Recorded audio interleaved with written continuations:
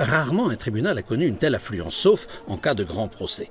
Organisé conjointement par la Cour d'appel de Grenoble, la préfecture de l'Isère, la faculté de droit, l'Institut d'études politiques, le barreau et le tribunal administratif, cette première nuit du droit s'est fixée pour objectif de faire toute la lumière sur cette institution encore trop mal connue. Le droit est partout et en même temps, personne ne le connaît vraiment parce qu'il n'est pas facile de franchir la porte d'un tribunal pour venir voir comment ça se passe à l'intérieur. Donc c'est le but de cette journée-là aussi, de donner une autre représentation du droit que celle qu'on peut avoir dans notre vie quotidienne, qui est parfois véhiculée par les médias par exemple, mais qui ne représente pas la réalité.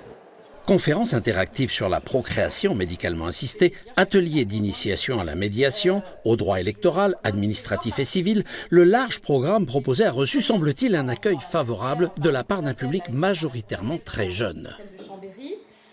En tant qu'étudiant, de pouvoir avoir un aspect plus concret, plus développé par rapport à nos cours, ça nous permet d'avoir un point de vue plus critique par rapport à ce qu'on peut étudier.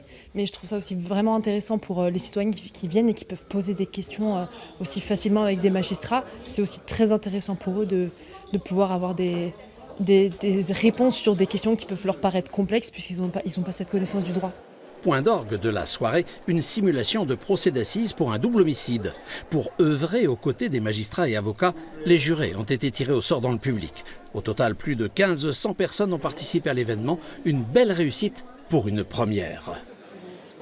Vraiment, la réussite, c'est d'avoir choisi des sujets qui, pour les gens, sont des sujets de leur quotidien et de leur vie.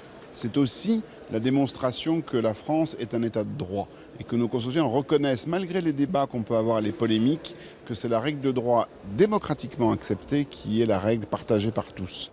Après une première édition initiée en 2017 au Conseil constitutionnel par son président Laurent Fabius, cette Nuit du droit 2018 a sans conteste rencontré un franc succès auprès de la population.